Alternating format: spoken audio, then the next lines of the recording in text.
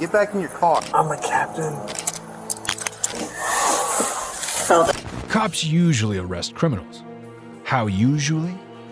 Yeah, because there are times when cops have to handcuff the ones they take orders from. This often brings embarrassing situations.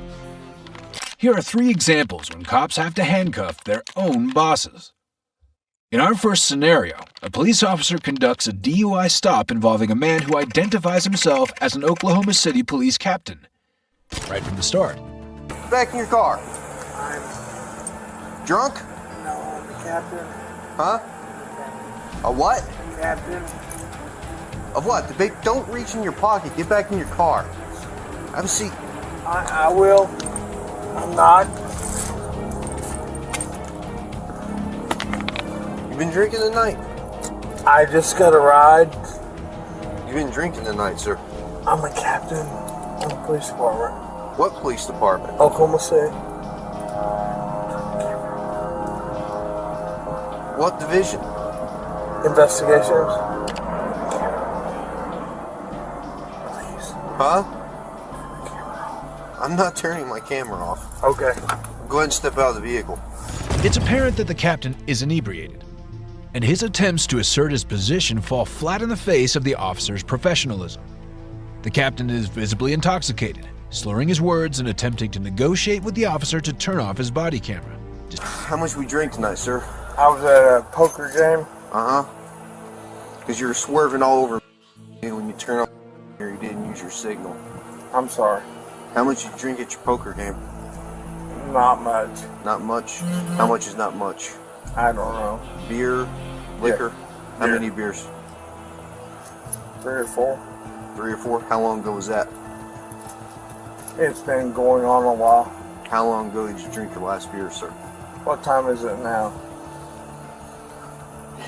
It's 0140. Midnight. You think you should drive it? No, but I came from 4 blocks. Your mom lives here. I live here. You live here. Yes. Come over to the rear of your vehicle. Okay. You got any weapons or anything on you? I do not, sir. The captain's intoxicated state leads to erratic behavior, including attempting to negotiate and avoid taking sobriety tests. The officer follows standard procedure, questioning the captain about his alcohol consumption and suspecting him of driving under the influence due to his erratic driving. Hands down by your side, please. Look straight ahead. You see the tip of my pen, sir? I do. I want you to follow the tip of my pen without moving your head, okay? Come over here where it's a little bit more level.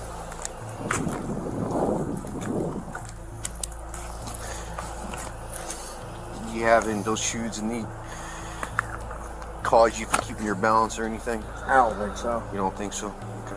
I'm going to demonstrate for you first. While I'm demonstrating, I want you to stand with your feet together, hands down by your side, just like this. All right, sir? What's your name? Matt French. Matt French. Mr. French, stand just like that for me. When I tell you to begin, okay, I'm just going to demonstrate for you first. I want you to pick a foot of your choosing. It doesn't matter if it's your left or your right foot. I'm familiar. And I want you to lift it approximately 6 inches off the ground. And while you look at your toe, I want you to count by 1,000s, 1001, 1002, 1003, 1004, 1005, so on and so forth until I tell you to stop. At any point in time you lose your balance or your foot touches the ground, just go ahead and pick your foot back up and continue to count, okay? Do you understand these instructions I've explained to you, Mr. French? You may begin. 1,000. The captain continuously requests the camera to be turned off, claiming his position and attempting to use his authority to influence the situation. Sir, going. can you turn that off? I cannot, sir. Please. I know you're aware of our body cam policy. You know I cannot turn off this body camera. But I'd like to talk to you. Are you going to do the test or not? I'll talk to you once we're You done. can turn it off, you can turn it on. I can turn it off once I'm done with my investigation, sir. Okay. I'm asking you. I'm a captain on the police department. I understand that, sir. I get And that. I am a sergeant on this police officer, and I I've am taken not. an oath to uphold the law. I don't show favoritism to anyone, regardless. I don't care if you're a gangbanger or the President of the United States. Sir, I'm not asking you for that. Are you going to do the test or not, sir? I will. I will do whatever you ask. Okay, once we complete the test, I'll turn off my body camera once I'm done with my investigation. Despite the captain's attempts to negotiate and get special treatment, The officer remains professional and completes the sobriety tests, which the captain fails. Ultimately, the captain is arrested for driving under the influence. If that took you by surprise, you've got to be ready for our next case, as it shows a man who applies the law no matter who is on the other side. The next scenario unfolds with Corporal Scott Beardsey, who was involved in a crash while intoxicated. Reached out for my lighter, slammed into his ass. Cool. No, not really. Not really.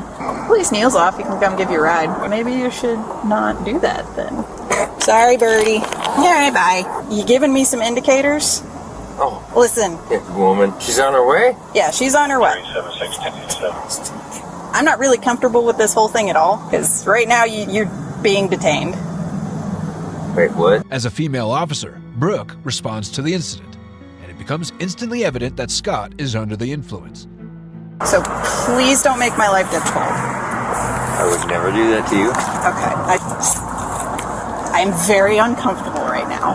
And I apologize for putting you in that position. Okay. Are you on? Yes. Yes, I am. And I'm going to remain on Fair for enough. integrity.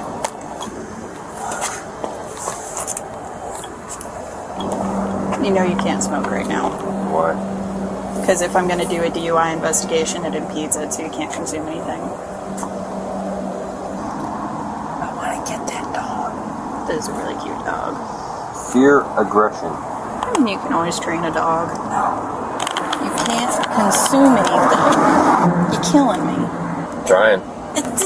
What's too late now? Despite his prior position as her supervisor, Brooke, now treating Scott as a suspect, proceeds to conduct the necessary tests. You may begin the test.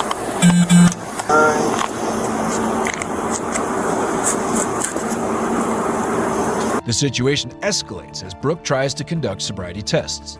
Scott's attempts to negotiate and resist further sobriety tests indicate his intoxication and unwillingness to fully cooperate. Eventually, after failed tests and evidence suggesting impairment, Scott is arrested for driving under the influence. There's things that we can do to fix this, buddy. It is for my kids, my family, fucking everything. It's got the hinge locks. Okay. Good to go? Scott faces legal consequences, including fines, community service, substance abuse classes, a suspended driver's license, and suspension without pay from his job. However, in another incident involving Glenda, the mayor of Lordsburg, the story takes a different turn. Glenda is stopped for erratic driving, suspected of DUI. The reason I pulled you over because you were kind of swerving back there. You're good? I'm not gonna arrest you tonight. Okay? But just say don't drive. Okay? Despite visible signs of impairment and admitting to having consumed alcohol, she is let go by state police without being arrested or charged, even though this was her third such incident. Thing is, you're the mayor, okay? I'm your employee. I'm your employee, okay? So I'm gonna do a couple of standard sobriety field tests, okay? I'll see how you perform on those. The conflict arises due to Glenda's status as the mayor, creating a conflict of interest for the officers on the scene. The state police handled the situation differently, choosing not to arrest her despite indicators of potential intoxication. The case of Michael Yarbrough is even more weird. A speeding Dodge Charger was pulled over by a local police officer of Georgia on June 20th, 2023, clocked at a staggering 96 miles per hour in a 35 mile per hour zone. To the officer's surprise, the driver turned out to be none other than Chief Deputy Yarbrough himself. Really?